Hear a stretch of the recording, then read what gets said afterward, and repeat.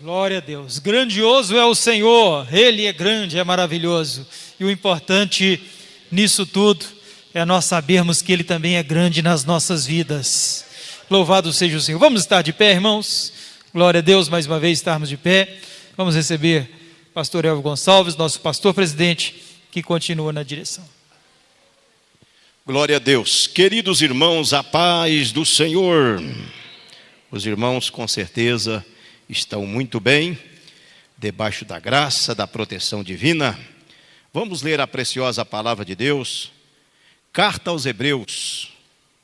Nós estaremos lendo texto bem conhecido de toda a igreja, onde está a galeria dos heróis da fé. Capítulo de número 11. E nós estaremos lendo a partir do primeiro versículo, e de preferência todos nós lendo ali no Data Show, para que não venhamos ter diversidade de tradução. Carta aos Hebreus, capítulo 11, versículo 1. Eu vou estar lendo o primeiro versículo e a igreja de forma uníssona vai estar lendo os demais. Eu leio o versículo de número ímpar e a igreja os versículos pares. Ora, a fé é o firme fundamento das coisas que se esperam e a prova das coisas que se não veem. Porque por ela os antigos alcançaram testemunho. Pela fé entendemos que os mundos pela palavra de Deus foram criados, de maneira que aquilo que se vê não foi feito do que é aparente.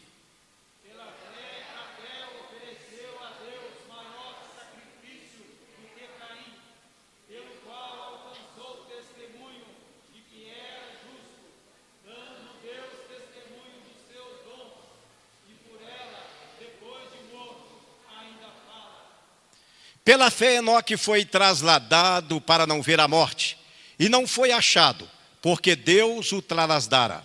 Visto como antes da sua trasladação, alcançou o testemunho de que agradara a Deus. Ora, sem fé é impossível agradar-lhe, porque é necessário que aquele que se aproxima de Deus creia que Ele existe e que é galardoador dos que o buscam. Pela fé, Noé, divinamente avisado das coisas que ainda não se viam, temeu, e para a salvação da sua família, preparou a arca, pela qual condenou o mundo, e foi feito herdeiro da justiça, que é segundo a fé. Pela fé, Abraão, sendo chamado, obedeceu, indo para um lugar que havia de receber por herança, e saiu sem saber para onde ia. Pela fé habitou na terra da promessa, como em terra alheia, morando em cabanas com Isaque e Jacó, herdeiros com ele da mesma promessa. Porque esperava a cidade que tem fundamento, da qual o artífice e construtor é Deus. Amém e amém. Podem-vos assentar, queridos irmãos. Muito bem, nós falamos estas quartas-feiras que passaram a respeito do tema Vencendo a Ansiedade pela Fé. E hoje nós vamos continuar falando sobre fé. É um assunto que é de suma importância que esteja sempre em pauta na igreja, porque o que não falta é circunstâncias, ocasiões, e por que não dizer pessoas que às vezes com má fé tenta tirar a nossa boa fé. E nós olhando para a galeria dos heróis da fé, nós observamos que a fé, ela é a condição da nossa vida. A fé, ela é a condição da nossa vida. Até porque observamos na carta do apóstolo aos Gálatas, no capítulo de número 6 e o versículo de número 11, versículo este também que nós conhecemos muito bem, onde a Bíblia, Paulo exorta, ensina, dizendo que o justo, ele viverá na fé. E nós observamos a necessidade então de sobrevivência. Eu e você, homens e mulheres, que realmente vivem pela fé. Qual a intenção desta epístola, em especial deste capítulo 11? Era de trazer a lume aos judeus convertidos, que estava sofrendo algumas contradições no que diz respeito à graça e no que diz respeito à lei. Quando nós falamos de judeus convertidos, nós referimos a pessoas que viviam de forma plena em obediência à lei e agora reconheceram o sacrifício, reconheceram o sentido da graça e abandonaram a lei.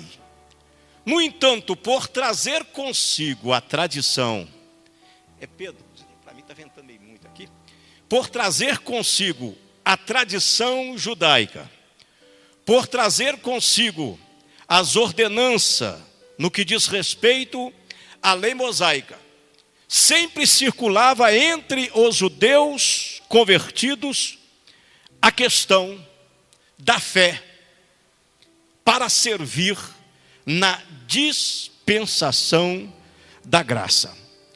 E com isso, neste impasse, as pessoas que se convertiam, elas não conseguiam viver a liberdade cristã. Elas não conseguiam servir a Deus e experimentar de forma plena a liberdade cristã, porque eram aprisionados pela lei. Estava um tanto quanto difícil compreender o que verdadeiramente era a graça. Aceitaram a Cristo como Salvador, mas no entanto tinha as suas dificuldades. Eis o motivo então desta carta. O escritor aos Hebreus, como todos sabem, que é o escritor não conhecido, não sabe quem é o escritor aos Hebreus. As características parecem com a de Paulo, mas nada afirma quem ele é. E o mesmo, instruído por Deus, ele traz a lume a necessidade de viver a plenitude da liberdade cristã, uma vez que esta só poderia ser vivida compreendendo na íntegra o que quer dizer graça, que é favor imerecido. Então é importante observarmos esta situação. A situação do momento, o sentido literal desta palavra era voltado para a classe de judeus convertidos que estavam sofrendo por causa da tradição e daqueles que os perseguia doutrinariamente falando, porque agora deixaram a lei para estar servindo a Jesus na dispensação que nós chamamos de dispensação da graça. Gálatas capítulo de número 3, versículo 6 ao 11, nós vamos encontrar, sequenciando este assunto, o apóstolo Paulo, ele trazendo também esta arma, chamada fé, este assunto que traz estabilidade espiritual para aqueles que se convertem, para os nossos irmãos. Observe bem, capítulo de número 6,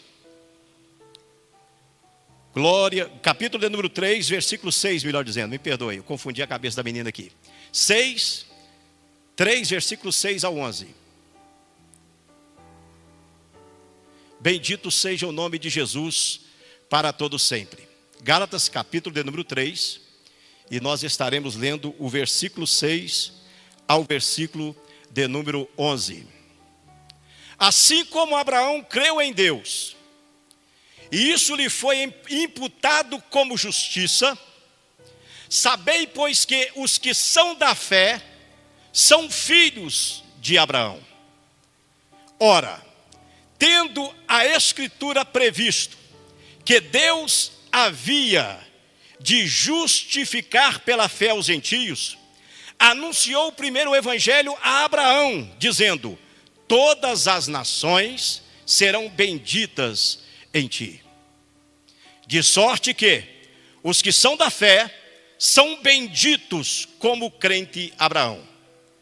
Todos aqueles, pois, que são das obras da lei, estão debaixo da maldição, porque está escrito: maldito todo aquele que não permanecer em todas as coisas que estão escritas no livro da lei para fazê-las. Versículo 11, e é evidente que pela lei ninguém será justificado diante de Deus, porque o justo, é o que nós já lemos, viverá da fé. Agora vamos interpretar versículo por versículo. Volte ao versículo de número 6. Assim como Abraão creu em Deus, e isso lhe foi imputado como justiça. Este versículo de número 6 revela o fato de que Abraão, o patriarca, foi justificado pela fé e não pelas obras.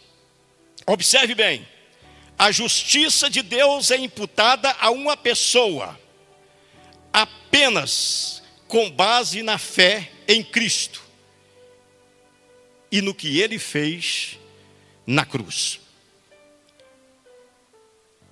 O que o apóstolo Paulo trazia, a revelação da palavra, é o justificado pela fé e não pelas obras. Desde a antiguidade, as pessoas, elas tentam justificar-se pelas obras. É tão real que tem um ditado por aí afora: quando morre uma pessoa que ajuda muitas pessoas, que fazem muitas boas obras, de imediato alguém diz: não, essa pessoa vai ter um lugar especial lá no céu. Nem não vai ser um cantinho, é um lugar especial. Porque durante o período que ele viveu, ele foi uma pessoa de boas obras. Mas Paulo traz a lume que, da mesma forma que Abraão, o patriarca, foi justificado pela fé e não pelas obras, assim também o homem, na dispensação da graça, na dispensação do favor imerecido, ele é justificado pela fé. Ele é justificado desde o momento em que ele passa a crer em Jesus Cristo e vai adiante, e naquilo que Jesus fez por nós na cruz.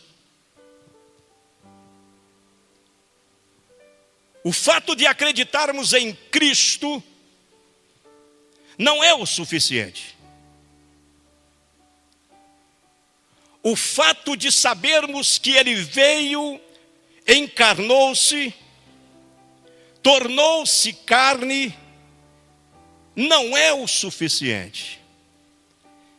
Para que eu seja justificado, a minha fé tem que me levar mais adiante.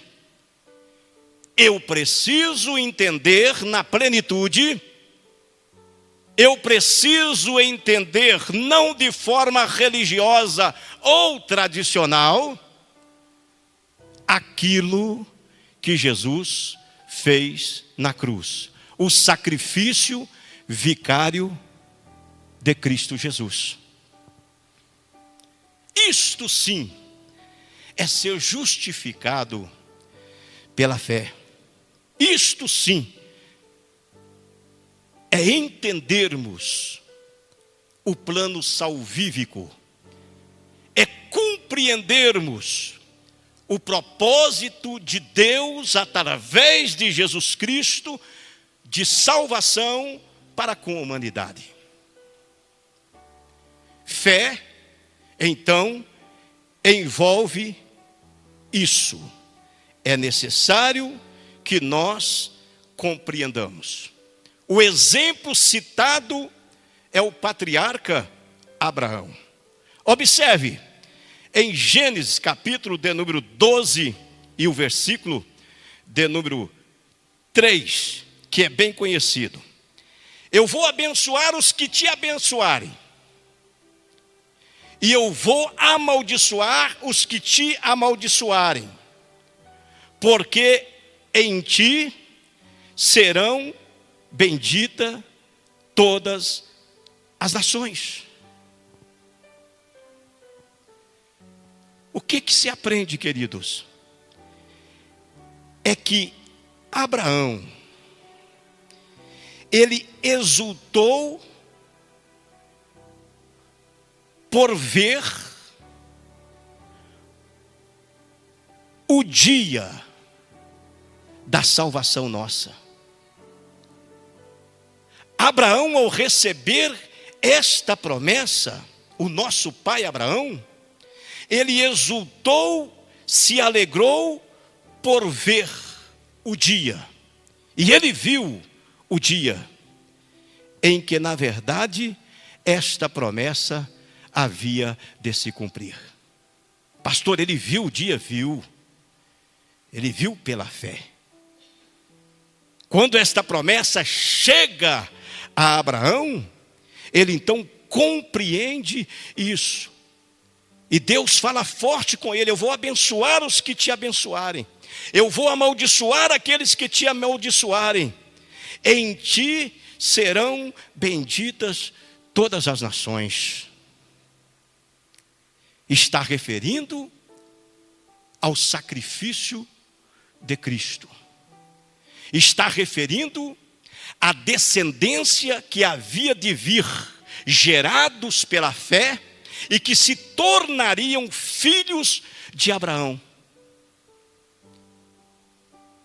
Como é glorioso nós podermos entender esta realidade. Bendito seja o nome de Jesus para todo sempre. Então é muito importante, queridos irmãos, nós compreendermos isto. Nós somos filhos de Abraão.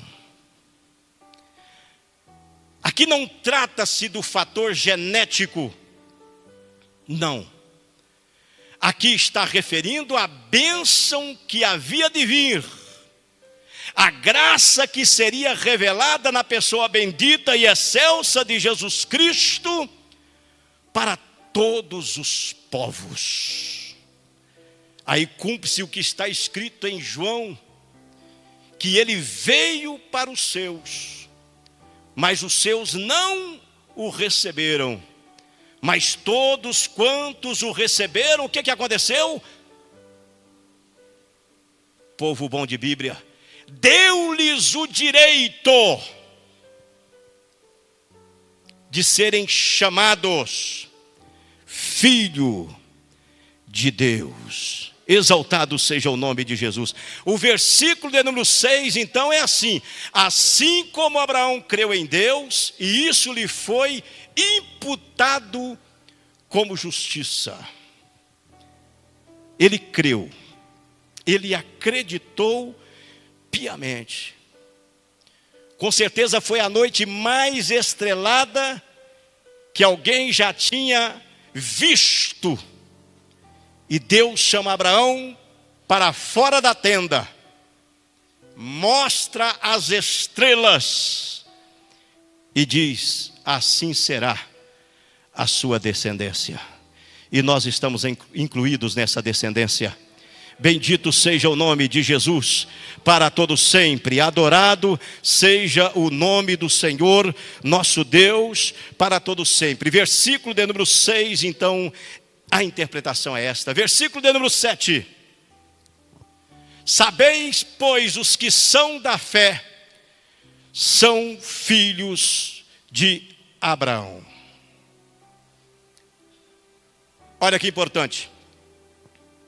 Paulo, ele apresenta a fé como fundamento, apenas a fé como fundamento. E o objeto da fé é a cruz de Cristo. O objeto da fé é a cruz de Cristo. Através da cruz de Cristo, quando eu falo da cruz de Cristo, é através do reconhecimento do sacrifício vicário, nós nos tornamos filhos bastardos? Sim ou não? Não. Porque não está vinculado com o que é genético.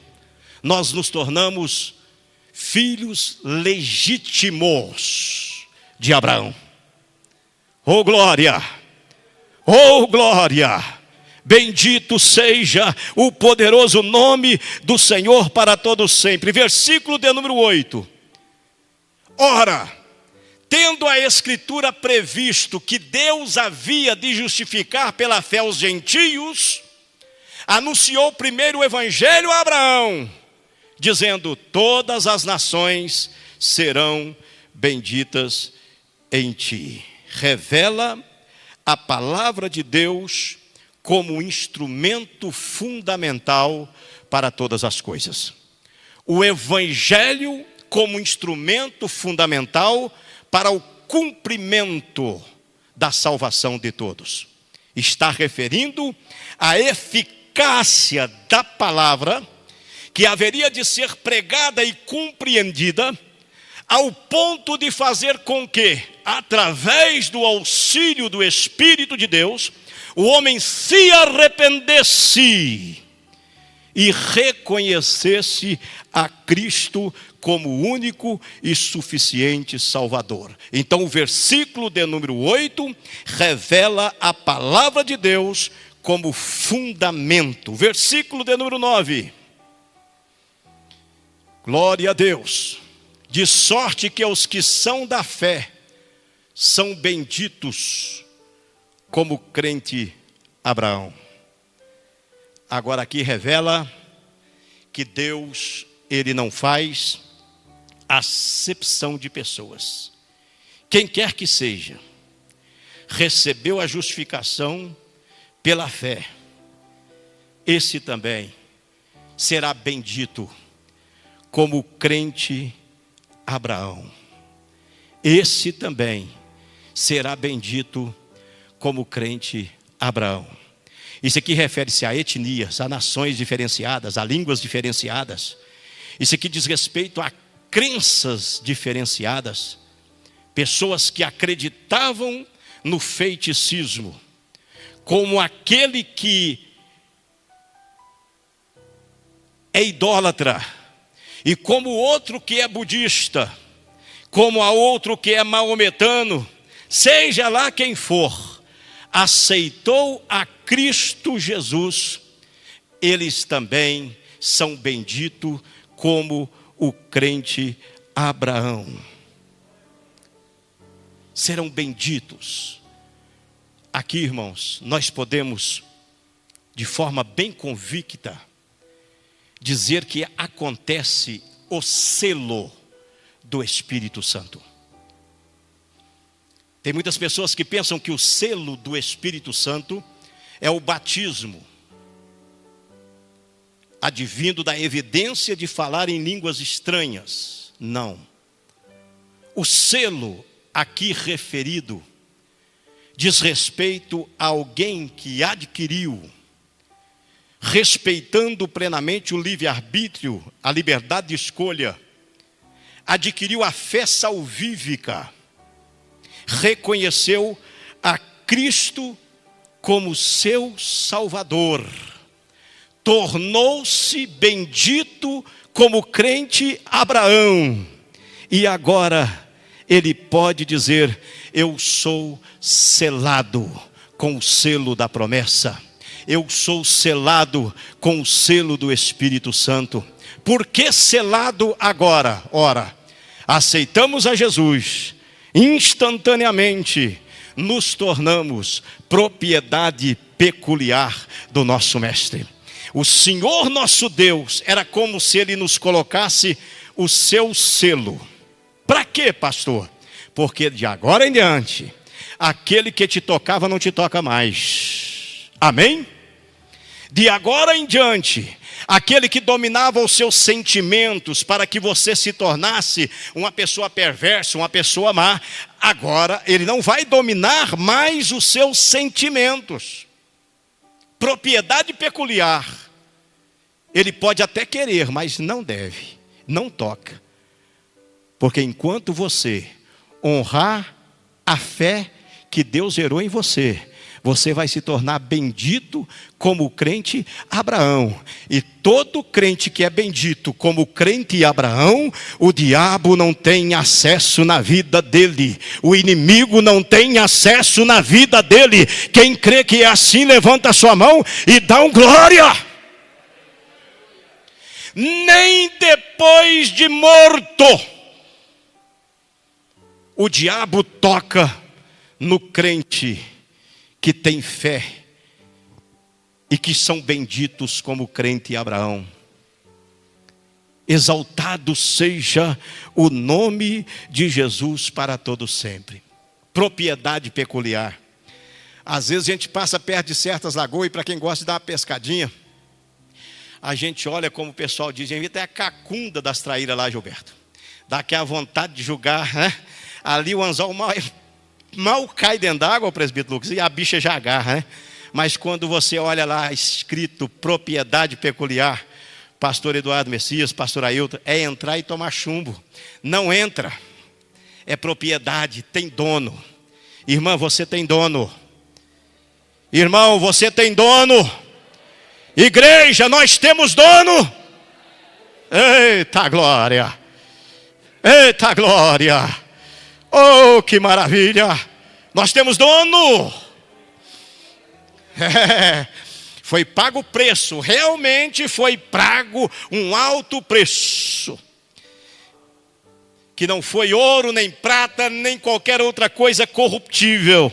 Mas foi o precioso sangue de Jesus, para que eu e você, para que nós viéssemos pela fé, nos tornar benditos, tal como o crente Abraão. Que coisa gloriosa. Então esta é a interpretação do versículo de número 9. Vamos agora ao versículo de número 10. Todos aqueles, pois, que são das obras da lei estão debaixo da maldição, porque está escrito: maldito é todo aquele que não permanecer em todas as coisas que estão escritas no livro da lei, para fazê-las. O próprio texto, o próprio versículo já se auto-explica. Observamos aí alguém que quer guardar lei e guardar graça. Eu não como carne de porco. Deu quantas horas? 6 horas da tarde no sábado, não é isso? Eu não faço absolutamente nada. Essas pessoas, se o cidadão quiser usar de má fé, pastor Alan, e quiser pagar estas pessoas alguma dívida, é só ir lá depois das 6 no sábado. Eles não recebem. Eu já fiz. Não é que eu dei o cano, eu já fui pagar essa pessoa. Eu já fui pagar esta pessoa e ele não recebeu. Ele diz: hoje eu não posso receber. Ninguém varre casa, ninguém faz absolutamente nada. Ok.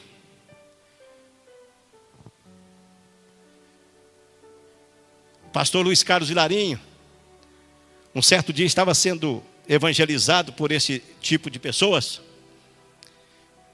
A pessoa chegou, bateu na porta e mesmo sabendo que ele era um pastor, tentou, assembleiano, tentou mudar, tentou pregar para ele essa questão de guardar o sábado. E era numa quinta-feira.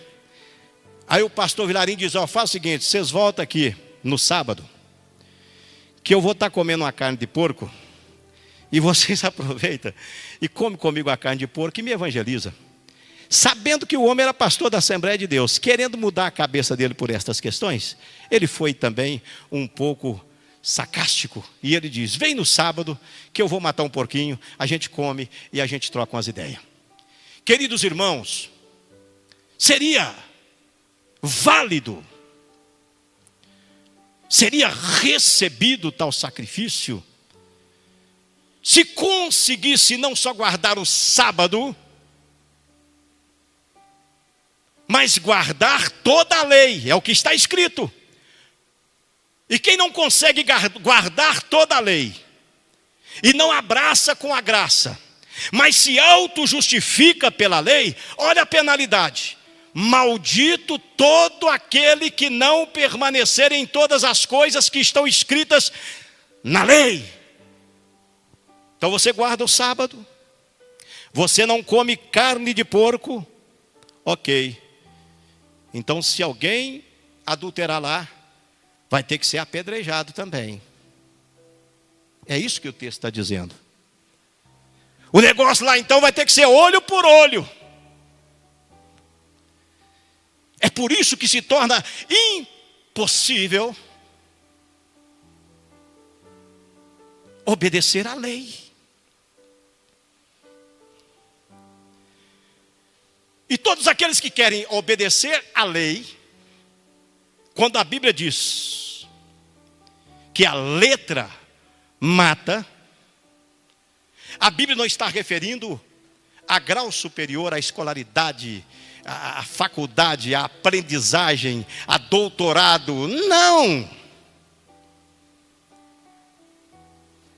Quando a Bíblia diz que a letra mata, ela está referindo à lei. Exatamente pelo fato de não conseguirmos cumpri-la.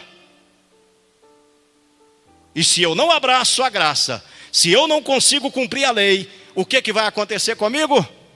Morte espiritual na certa. Os irmãos lembram daquele episódio que os fariseus, eles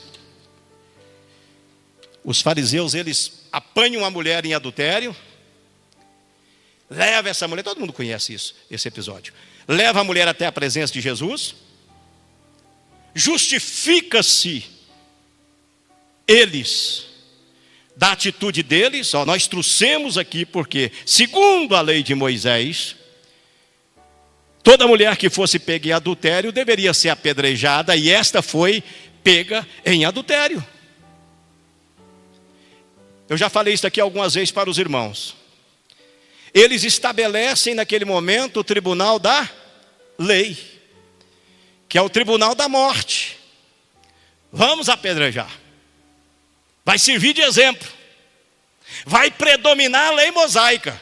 Eles estabelecem naquele momento o tribunal da lei, o tribunal da injustiça, o tribunal da morte.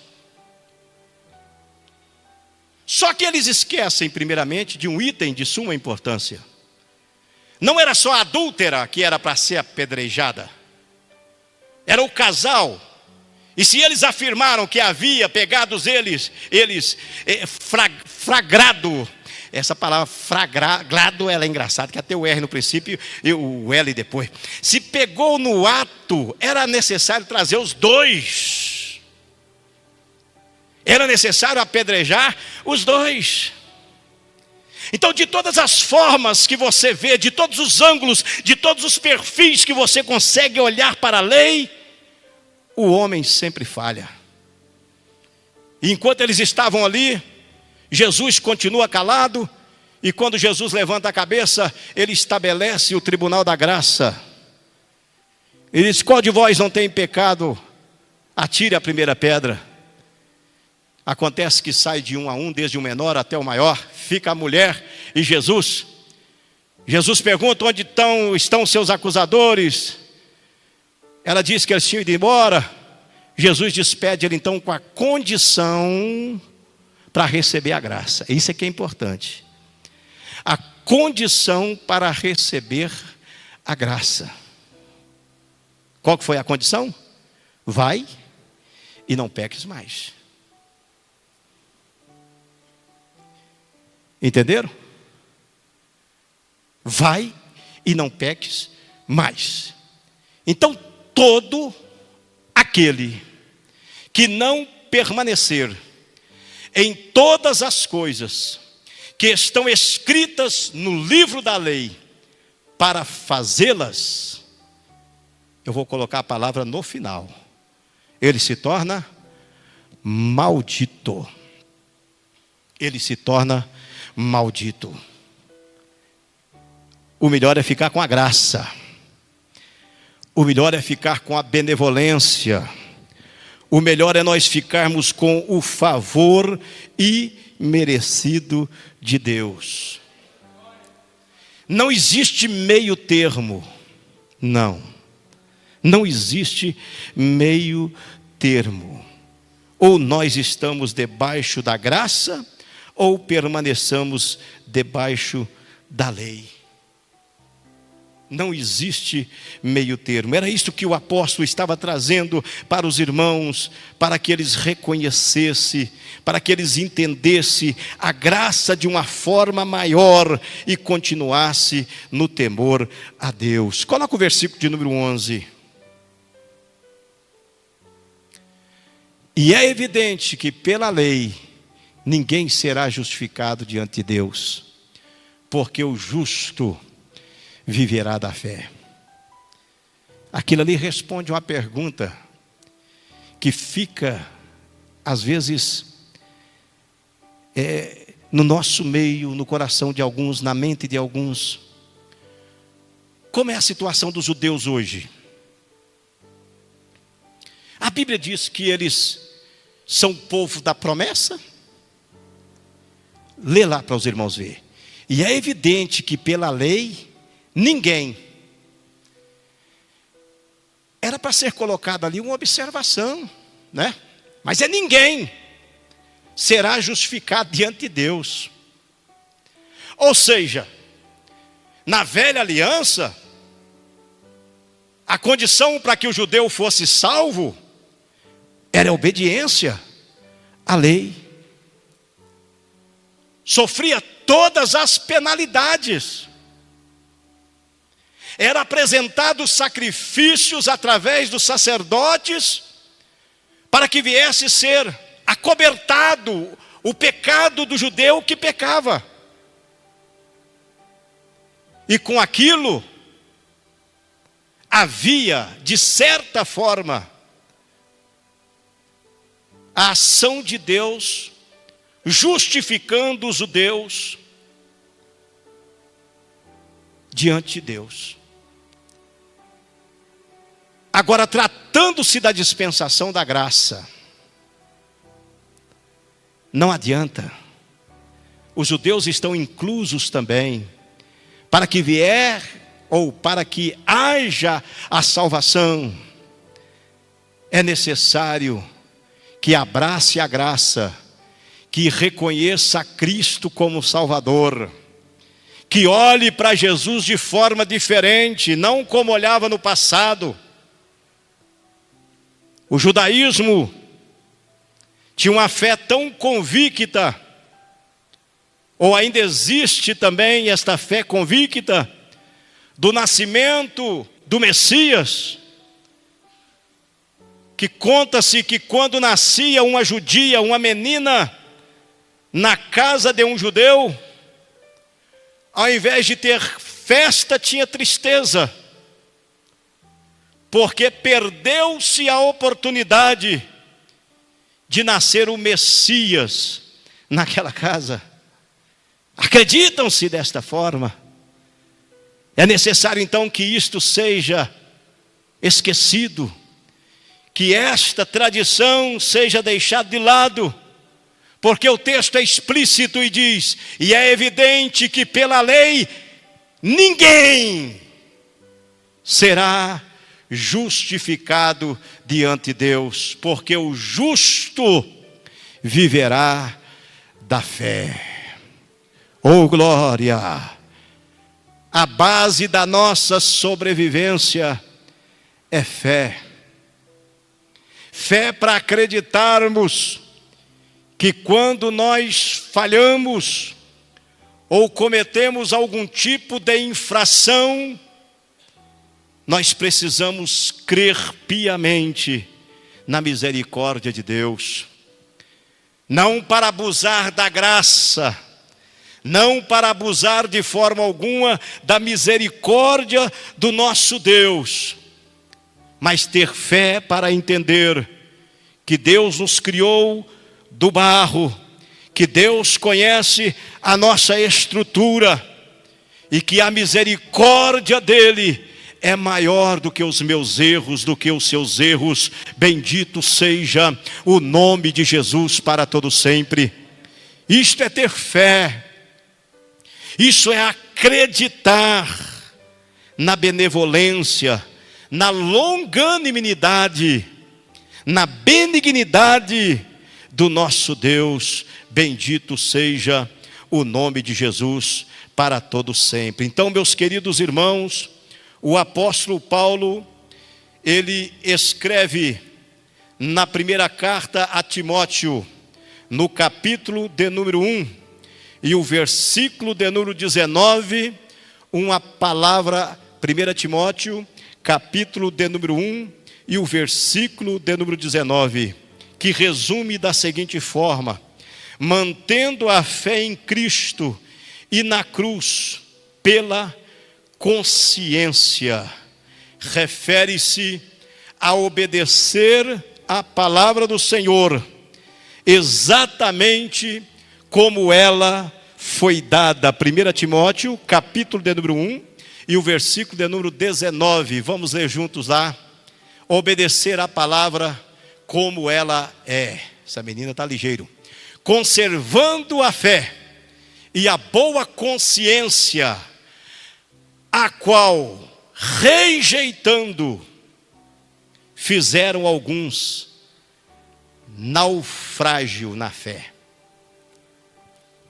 Olha aí o perigo. Versículo 19: conservando a fé e a boa consciência, a qual alguns, rejeitando, fizeram naufrágio na fé. Por que que alguns acabam naufragando? O porquê desta metáfora do navio? É porque o navio, o propósito dele, a intenção dele, é de nos levar ao porto desejado. Para isso acontecer, precisa de uma bússola. Precisa de uma bússola. Esta bússola é a palavra de Deus. Se nós tomarmos posse da palavra de Deus, obedecermos como ela é, simples, nós estamos com a bússola na nossa mão. Mas se nós olharmos para a palavra de Deus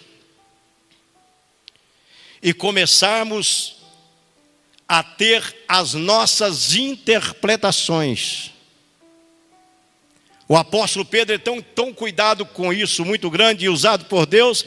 Ele diz que a palavra de Deus, a sã doutrina, ela não é de particular interpretação. E de repente, quando a gente vê alguém usando-a em particular interpretação, um texto fora do contexto, que é óbvio que vai formar muitos pretextos. Quando alguém usa a palavra de Deus para o seu bel prazer,